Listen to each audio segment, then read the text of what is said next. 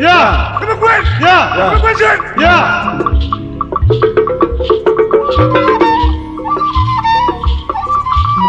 Mbarika tuogu. Muna nenu muna nanu. Ugbo akaba ugbo abaya. Aya te doga na jima o. Hey.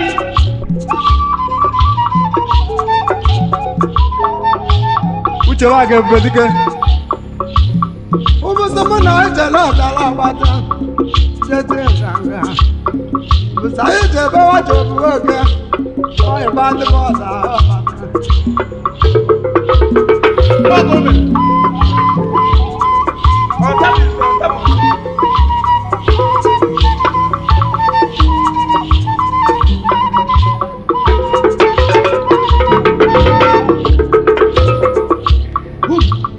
Wakana se kwa nega ya damu. Taka aje ko wa ngolo kune na ya.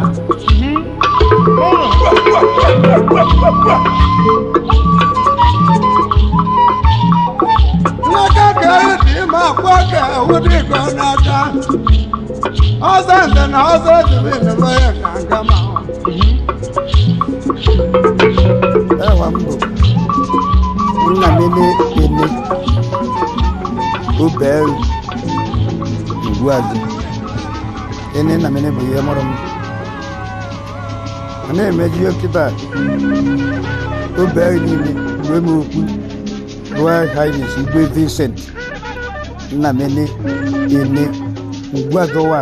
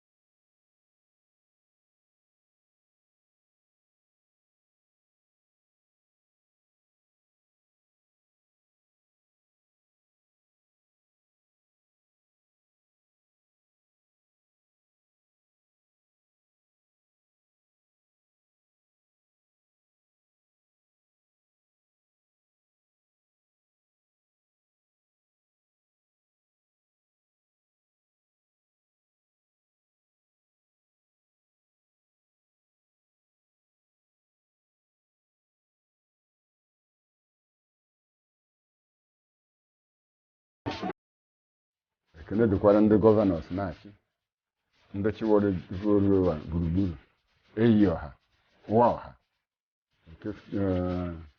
Sullivan kefitekwuoro anyị Akegbe ugwu bịara bụrụ Akegbe ugwu bụ ọkwụọ na obe egwu ya na-azazi Akegbe ugwu Akegbe ọkwụọ ekefute ọbụrụ autonomous community nke ya kefutekwuo Atakwụ ya autonomy ọbụrụ autonomous community nke ya kefute Ameg kefute obe may so rest in peace late Chief George Jesse Enugu were ọnọdụ ya ka ọnọdụ gọọmenti natakwuoro ụmụete bụ autonomy ụmụete bụkwuru autonomous community o mezie na Akegbe ugwu ma ofu ya na ya achịkọta bịaji adịghị ise kịta Chineke daalụ na nke ụmụete bụ late Justice Jesse Enugu mechara asị igwe agba ahụ ọhụrụ ụmụete bụ chọrọkwa ebe a nọchi ya Chineke mee ya mụ na nwanne m my cousin Chief Godwin Nwatu zọọ ya the late Francis Ujam Francis na-azụ ọhụrụ m na my cousin Godwin ụmụete bụ tụrụ anyị vote ma nwoke ma nwaanyị fụta n'igwe atụrụ vote Chineke si na ọ bụ mbe ka ejebe because I regard myself Chineke si m jebe as the chief servant of the muje serve obodo m ọ bụ ebe ọnọdụ tata si igwe ụmụete bụ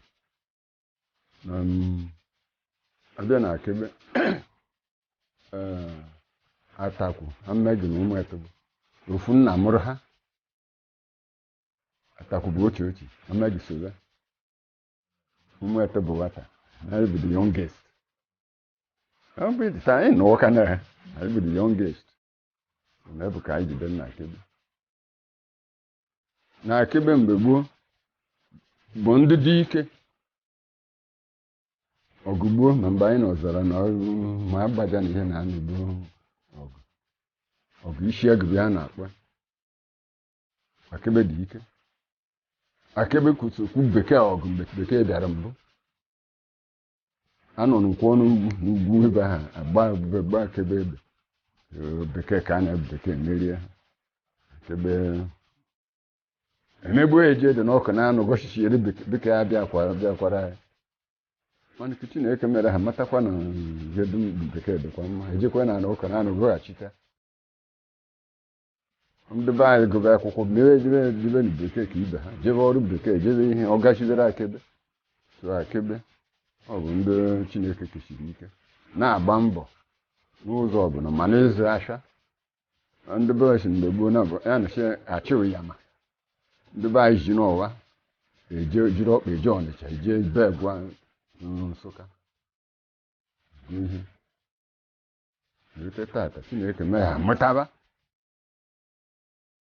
wekwụkwa Akegbe na-akọta ugbo nke ọma like na ụmụete bụ were ọnụ a na-akpọ owereshu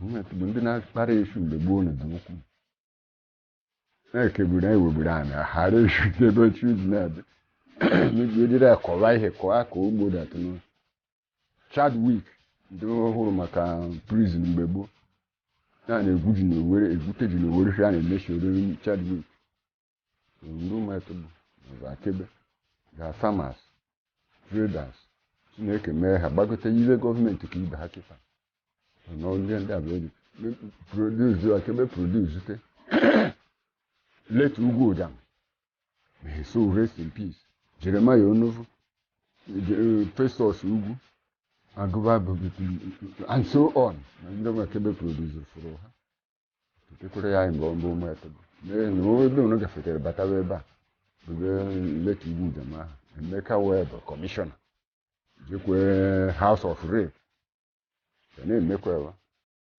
Akegbe Chineke merie ha late Igwe Ebere Ugwu Egbo nwa ya bụ Major General retired and now on Poland representing Nigeria there. So now I welcome His Excellency as my subject. Now we hear it quick. I record the battery back to them. What happened to me at the economy for her?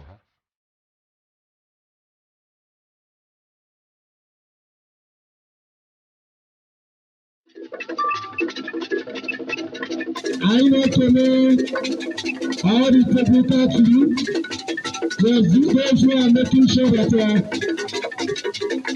all the things you are doing are captured and documented for future purposes. What can happen to them? Imam Bola are even in what Paras. 2022. Yes, sir. Agapa, I want to know.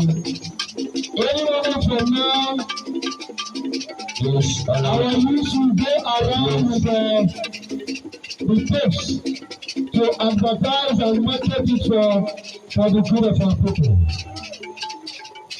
Anyone from now, His Excellency, the Executive Governor of Enugu State, will join us in this occasion.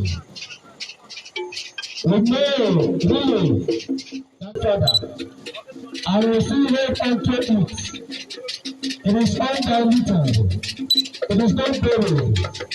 Rather, it is what we are born into. All of the educated people of the government.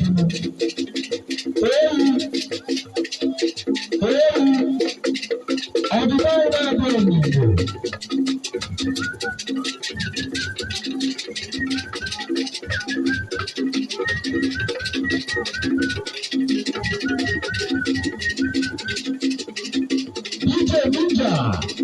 In conjunction with DJ Testimony, everyone to all, everyone in the destiny, customize.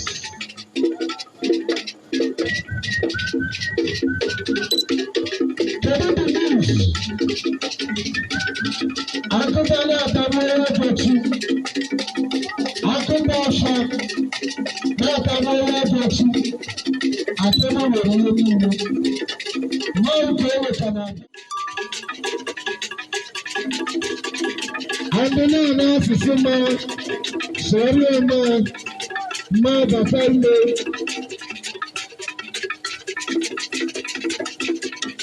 Chia the paper. Yawaja, working with Ataka.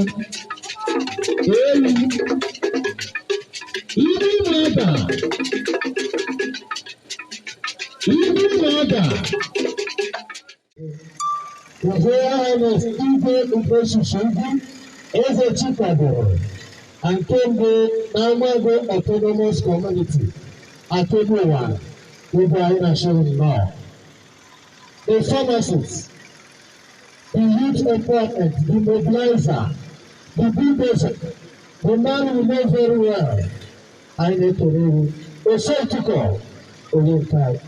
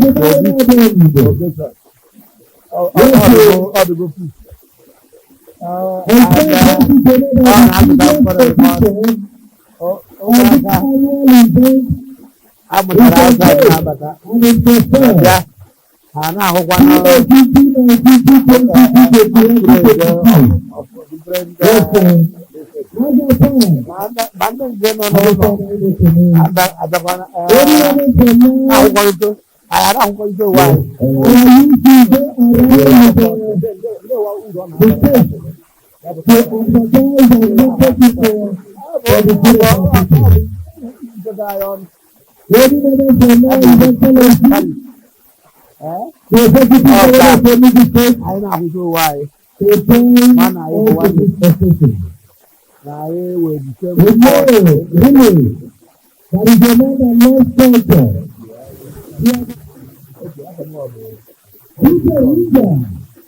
It's a different customer. Everyone is off. Everyone is doing the festival. Personally. My brother, nke a bụ izu mgbede m. Ajọgo m ya and ọ na-eme from 2024. No believe na this stage all the on the culture a na-ekele ndị Akegbe ugwu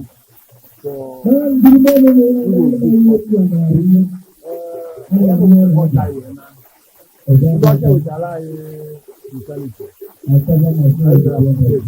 and akọcha ya mana so my advice ndị Akegbe ugwu and ndị ọzọ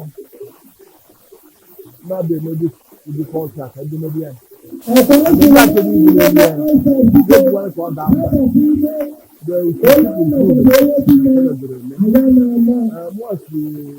mba the guy with the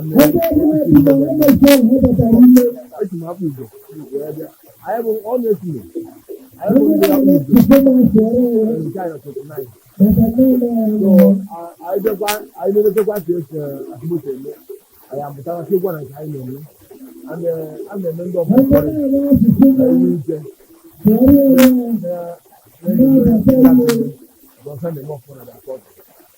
thank you very much.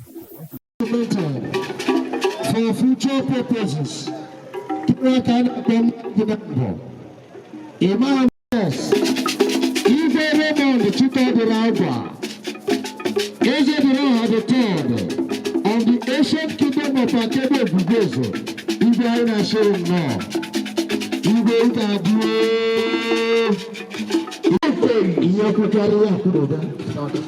Oluna abagote na this arena.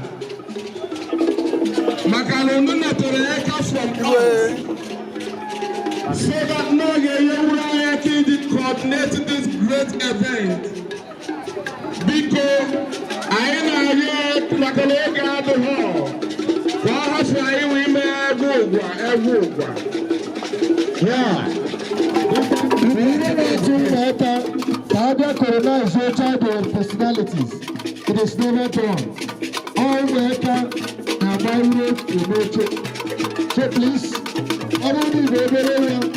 Don't take down the canopy. We don't want kids in this place.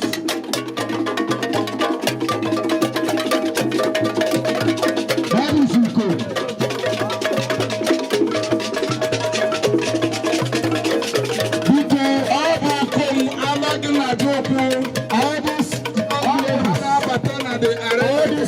Ladies, inside this canopy, this is not your position. This belongs to His Excellency and His entourage. Please, this is for the government officials. They are not adjusting. They are meant to this place, please.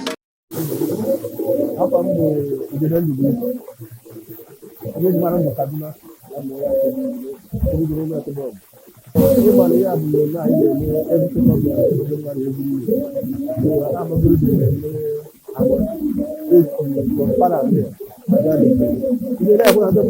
I'm a good particular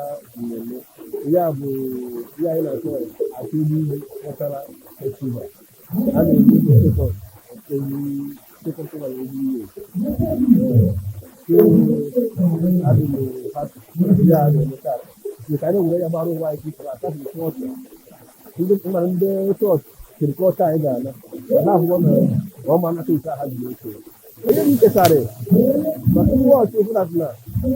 My lot of people are there, but doctors, people are there, but they came back to the House of Representative members. They can't eat and well in forever. It's not for every other government official. Look at now. At the head of the prayer, now. So that if you do more development, more contact to people of Akegbe. How far most people go there? abụọ ya apatụ Akegbe ugwu n'ọkụ n'anọ abụọ ya ụmụaka gị na-akpa ihe azụmarụ mgbe ọka bie mmemme a na-emepe aka bụ ọgbọdụ ọdụdụ emewo wee idukwa amịta anyị anyị ji ejikọta Akegbe ugwu niile ya na-eme ọmụ maka mma ala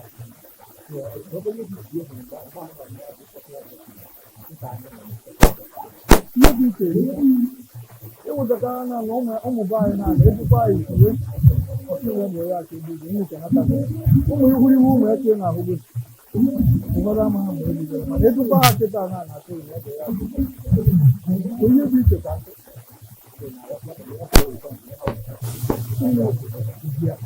ama etu abụọ ga-adị na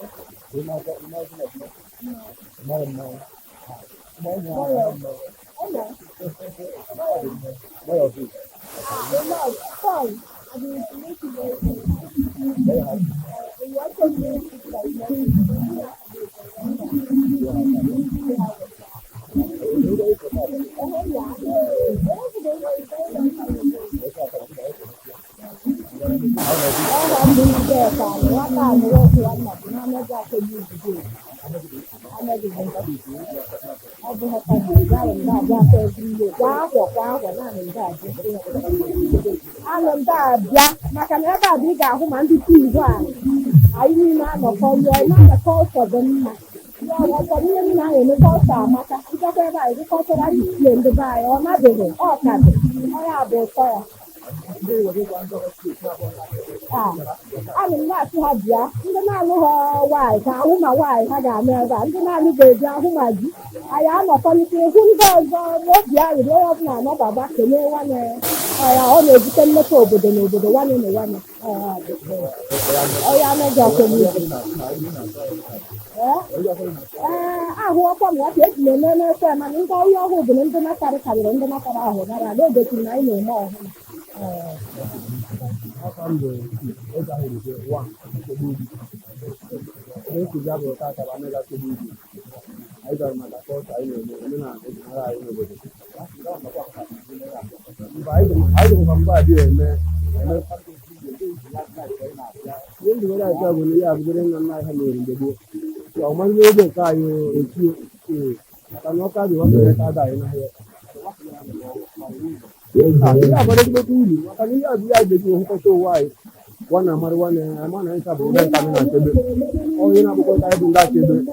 iji gosi na ịka bụkwa aka ebe omenala bụkwa ọsọ ha ile n'ụbọchị taa ma ndị ọrụ ụzọ na-ahụ edukwa hapi ndị ọrụ ụzọ very very happy n'ụbọchị taa maka mmemme a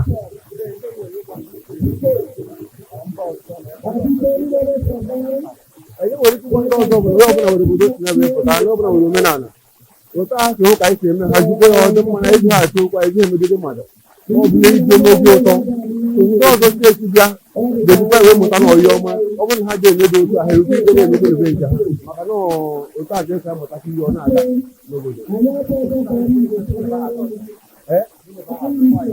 afọ mgbochi dozi abụ ukwe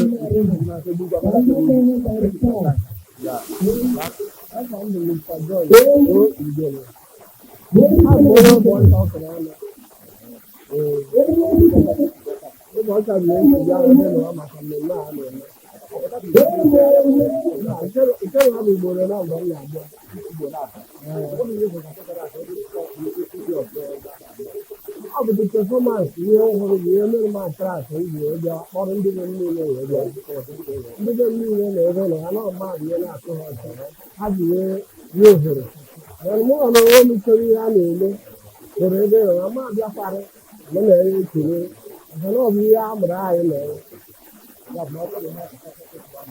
complete cultural festival ndị ọzọ na-eme ya mana ndị be anyị na-esi na ọ bụ ihe rụrụ arụ mana from the look of things njegodo obodo oyibo ị ga-ahụ reverend fada ebe ọ nọ na regalia ya wee soro na-eme omenala abụghị eji ihe na-edipendị nke ndị ọmụ ji wee fee ya nke ha n'iruo n'udu e nwere ike nje n'udu reverend fada ehe reverend fada white aka ya ahụ wee zuru ịgba wee na-akụ ya a na-eche ya n'azụ a na-eke egwu ọ na-akụ egwu a na-ekele ya ọ na-akụ ya mana aja mmadụ baa ya ọkụ n'ahụ asịrị ọbụ ihe rụrụ arụ oyi ahụ masị ihe rụrụ arụ ya bụ akwụkwọ just like mmanwụ na-abata ebe eti mmadụ ihe ọ dọrọ ọgụ maka ọ bụrụ na ndị mmadụ agbakọrọ na-emele ihe na-eme the joy of it bụ otu a ndị mmadụ ji wee gada a na-awụ otu ya na-eme joy ụmụaka anyị na-amụta a na-amụta nke kwere wee na-eme o wee tọọ atọ ọ bụrụ ezikọrịta pasịrị na-agwa ndị ọbụla na ndị be anyị chọrọ ezigbo na-asị n'olu n'olu ndị ọbụla were ka ha ga-eme nke ha wee na-agwa ha a ga-etiere ya ka ọ bụrụ etu ọ tụrụ asọ ntị ọ bụ ihe ọ ga-abụ apụtakwa egwu a na-atụ mmadụ onye ọbụla na-agba ọchị dịka anyị si wee nọrọ ebe a ọ na-enye jọy na-asị ha ndị ọzọ na-ahụ ya ha gwara onwe ha na-enweta from anyịwa nwetago so it's a thing of joy. Thank you very much. Akegbe ugwu ọfụtara yes, with the one member House of Representatives, Honorable Thomas Nkanu is waiting patiently. Nkanu is now a household name. Nkanu is a household name. Yes, all young children, all secretary, all the other children. Ọ̀dọ̀ ẹ̀bùtù àfúwẹ́gbẹ́ ìbòtú náà ọ̀dọ̀ ìpàtọ̀ fix àná àpáyé àná ìwà ọ̀rọ̀. Ọ̀rọ̀ ìgbìmọ̀ ẹ̀fẹ̀ mmemme ọ̀tún egwu. Nwoke ọnọdụ ebe ọbụla ụlọ ọdụ very significant ahụ ọ na-achọ apụta eso ime oke mmadụ. Wọ́n ṣe bí mẹ́lẹ̀ ṣe wọ́n ṣe bí mẹ́lẹ̀. Àwọn ẹbí mẹ́lẹ̀ káhà bẹ̀rẹ̀ kóòbà káhà bẹ̀rẹ̀ kóòbà ọ̀pá bí na kúrò wọ́n tó na wọ́n lọ́sọ̀.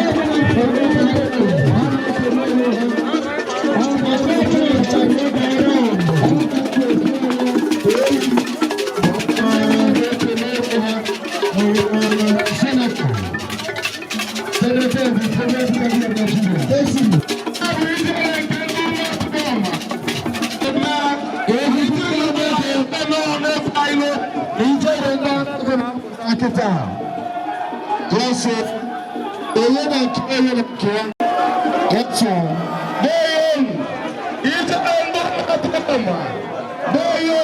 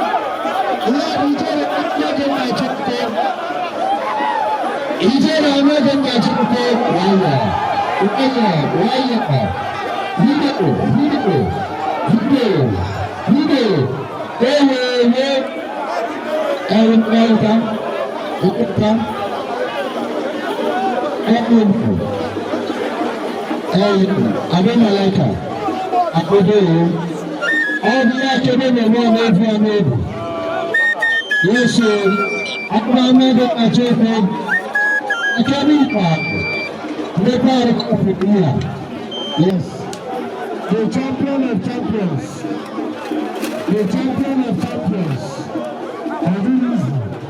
Shashira, yes, Shashira, yes,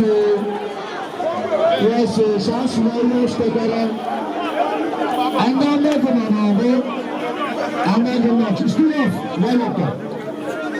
every record there.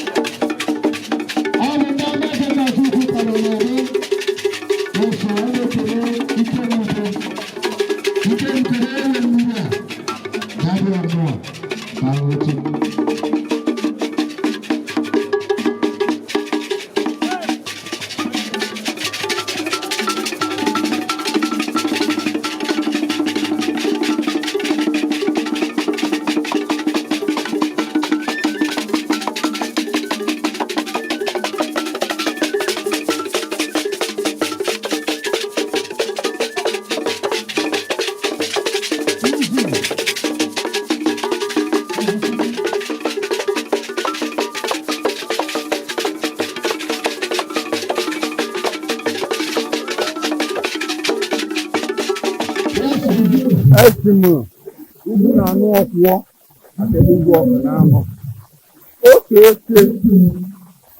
Akegbe niile oke ọkụ na-anọ niile maka na eji otu na ịbụ oche aha buo na-apụọ n'ihe niile ọbụla a na-eme n'ọbụ ugwu na ga-akpọrọ izu na-eke maka achọpụtara na nke ọbụla bụ ndị izizi n'ọbụ dịka ejiri na-ama maka ojiji ihe ji nne and ndị ọzọ anaghịkwa anyị ikpozi ahụ na ibu na anụ na-asị anyị kpọrọ izi ahụ so na atọ nke onye egosi dat na n'ọbụ ugwu na anụ ọkwụọ ka bụ oche ọka na anọ oche Akegbe mkpụrụ oche ọka na anọ a na-enweghị ndị ọzọ na-erite ndị onwe septụm ugwu na na-erizi ogwu na ọka na anọ niile and n'ihe anyị ama mpụkwa nne ya anyị na anyị ga-eweta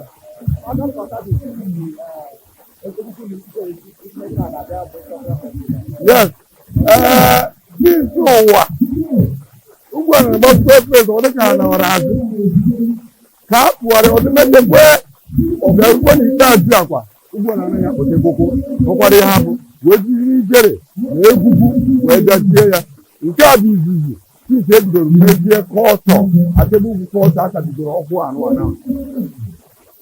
so o bido m arịrị anyị hụpụtara anyị maka na o jenubeghị wee na-achị azụ o ji na-eje wee na-ana njem n'udo n'ọrụ and o jekwara pụta wee nakwa njem n'udo n'ọrụ aka ntị wee sị ekene dịrị Olisa otu obi ọma kere nke a na-ekere anyị mana afụzi ihe niile ihe jikwara otu a wee na-agọzi ahịa wee na-agaba ka ihe akwesị ihe anyị wee rite ahịa aka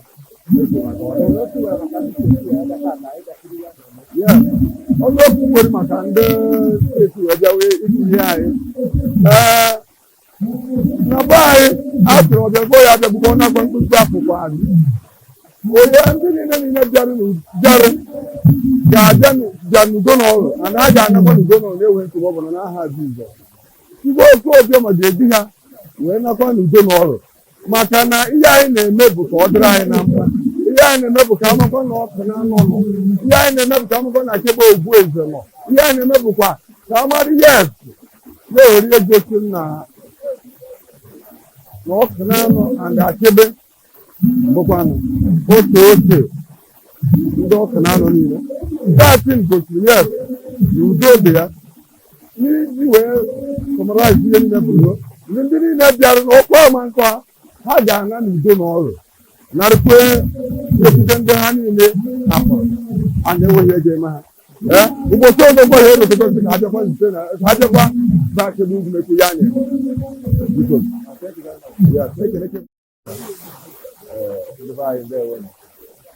afọ m bụ Ifeanyị Okoro ọ bụ ya n'Igbo Akegbe ugwu nke eji eti okoro okoro mara abụ ya n'Igbo Akegbe ugwu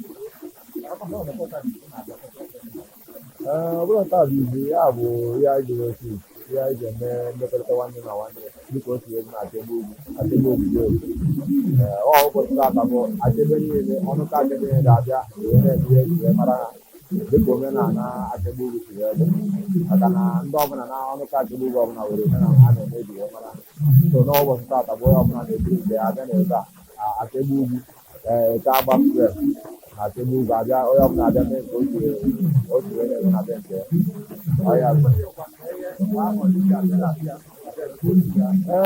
ihe nwụrụ n'ime bụ na ihe a na-eme bụ ọ dị mma ọ bụghị taa ka ejidere ya antị isi ife anyị ji wee bido ihe anụ ọ na-amịtara anyị ezigbo mkpụrụ antịrị ọ na-eme ka ndị Akegbe ogige eze ma ndị mba n'ọzọ ma ndị isi ebe dị iche iche wee na-abịa ka onye ọbụla amagoro na sekọndịrị bụ Akegbe ugwu kọchara abịa so na ọ na-eweta ịdị n'otu ijikọta ọnụ na be anyị bụ Akegbe ogige eze so na ya bụ ka ọ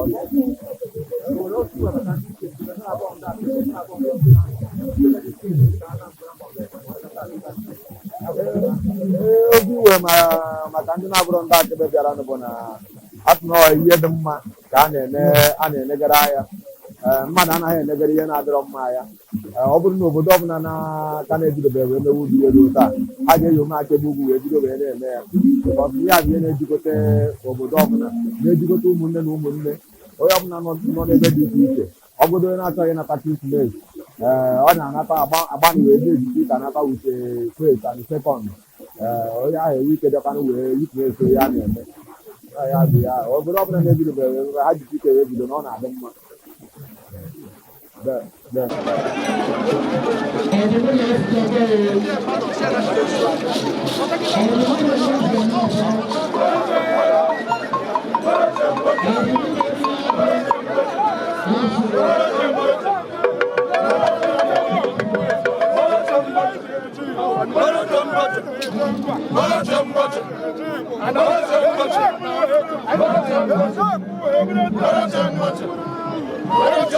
I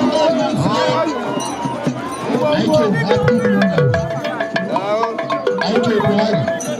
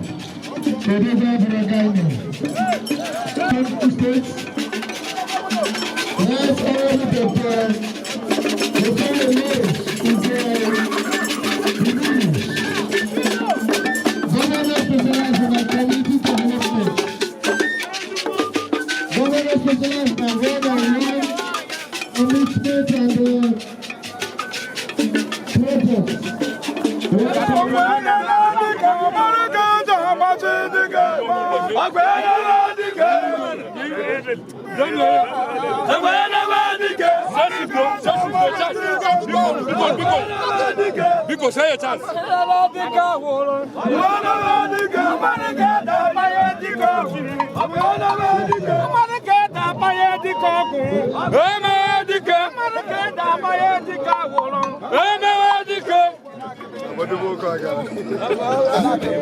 Bravo!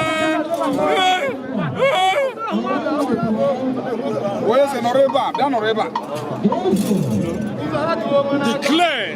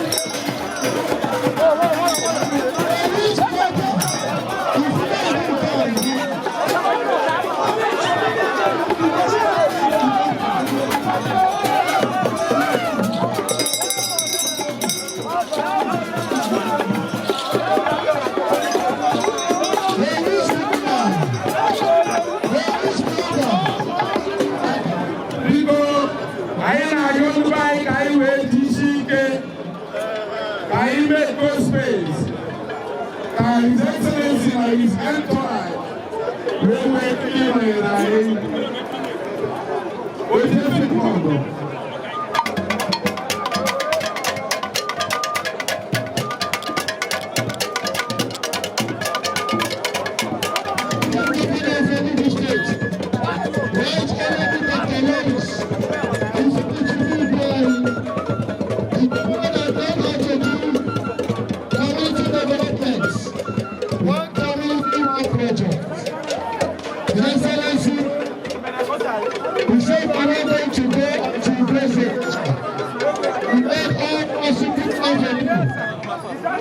that we get our eyes and cross our T's.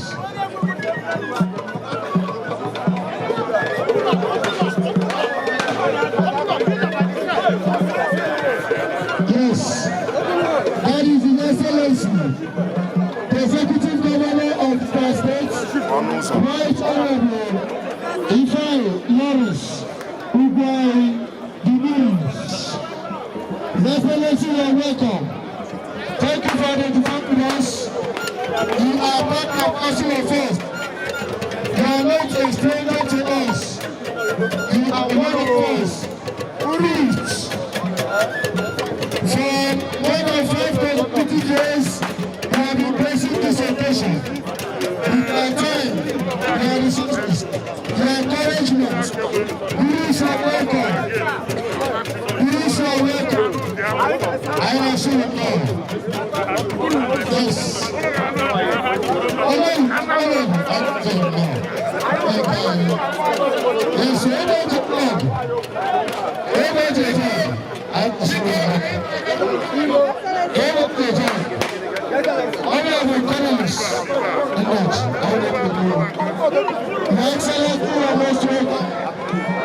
Yes, the ordinary government that accompanies His Excellency, you are most welcome. Akegbe ugwu. Akegbe ugwu. Your Excellency, you have been solidarity with that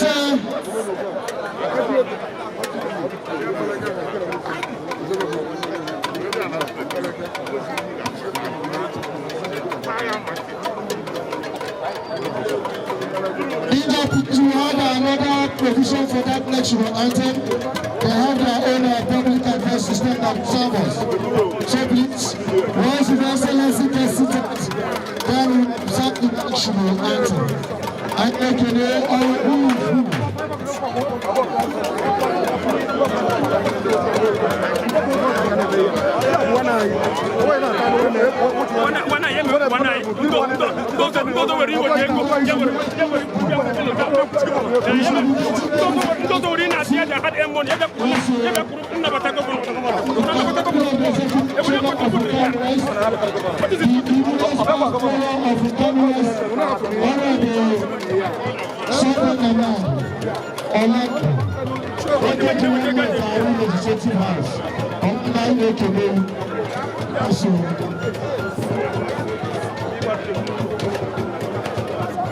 that is Excellency Critic and Act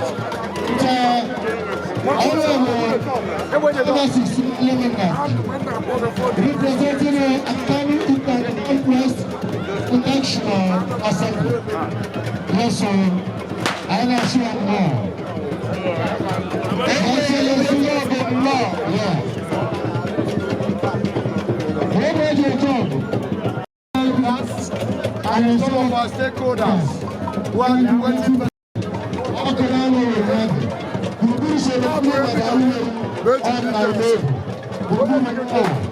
Happy New Year.